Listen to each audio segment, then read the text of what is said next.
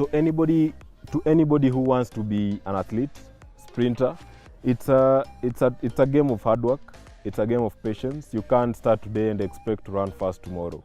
You have to be patient, you have to be disciplined, you have to be honest with yourself, because you can't be given a workout and then you don't do the workout and just sleep or not do it. So what I can tell them is never give up and continue pushing, be disciplined, be hardworking, and one day the hard work and the dreams that you have will come to be realized.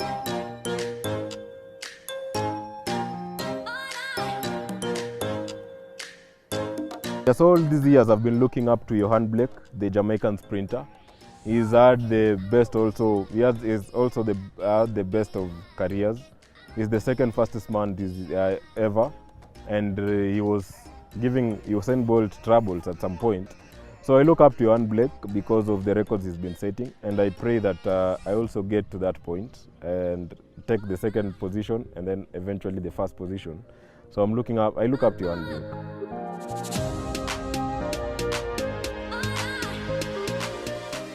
Where we go wrong as young people, I doubt if we go wrong anywhere, but we just need the motivation.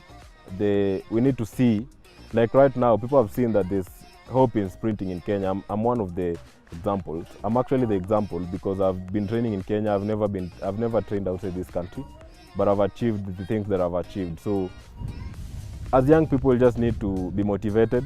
We just need to see that it's possible. So I pray that whatever field we are as young people, we just see that it's possible so that we can pursue it to the end. Yeah, so my dream is to break the world record, and I'm working towards that. That's my biggest dream, and a legacy that I want to leave in this country, in this sport, in this world, is that people remember me for what I've done for the sprints industry in this country. I want to build up other sprinters. I want to build up other Omanyalas. I want to build a sprint camp in this country so that we can also produce. I know there's so much talent in this country. There are so many people who can run fast in football, in rugby, in other sports. So just tapping these talents and bringing it to track, that's my dream, and I want to leave that legacy in this country. Anytime, I have a family, I have a wife and a son, and anytime I get back to the house, I don't take tracks with me in the house. All the fame, all the things we talk in track, we leave it outside that door. When you get in the house, you're someone's dad, you're someone's husband, so you have to be respectful. You have to hear what they say. You have to be interactive with them, so you can't be a famous guy in the house. So that's how I've managed to balance between athletics and family. So when you come to track, you do everything, family side, everything in track, you work hard. When you get home again, you do everything that the family needs to see. One thing that people don't know about me, I doubt if there's any, because I'm that jovial person. I'm not that serious. I don't take life that serious, but I know what it needs to be done and when it needs to be done. So yeah, that's me. My favorite meal is ugali and meat. Ugali, because it's one of the staple foods in Kenya, and for Waluya, people come from that kind of that part of the country. We love ugali, so that's my favorite food. All my social medias are my favorites because I always move from one to the other. I go to Instagram, nitoke, I go to Facebook, ninge Twitter. So anytime I use it to encourage people. If you look at my posts, most of my posts are always encouragement quotes posts, because I believe it will encourage someone somewhere.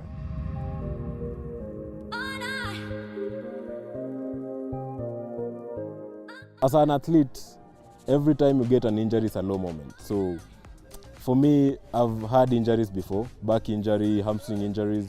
Those were the lowest moments, because you come to the field, you can't train because you're injured. And yeah, it's always a very low moment, but you have to deal with it, and it's always a learning process. Every time, everything, I don't regret anything in life. I always say it's always a learning process. Anytime I wear the Kenyan kits, I always know that there are 47 million people behind me. And one thing I always tell myself is, I don't want to disappoint people, but again, I don't want to put pressure on myself. So it's always a great feeling to represent the country, and it's like you've been given the mantle, you're carrying the whole nation on your shoulders. To this sport, we can make it a career in this country, and like ministry, all other sectors can come in and support this sport, this industry, the sprint industry, so that people who can sprint can make a living out of this. So I urge the ministry to put in more funds, to put in more support towards the sprints, develop sprints club, and support the athletes who are trying to sprint in this country.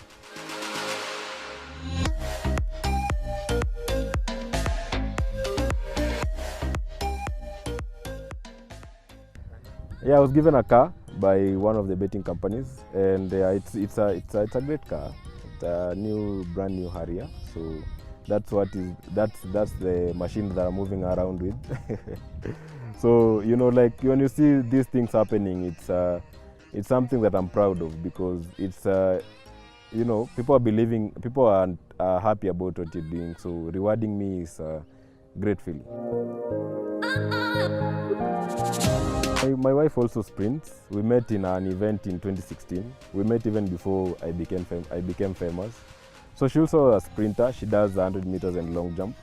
So I'm supporting her to the fullest. I want her to also realize her dreams. I want her to also reach to the level that I am today. And she's very supportive and very understanding. So we look forward to a great family in track.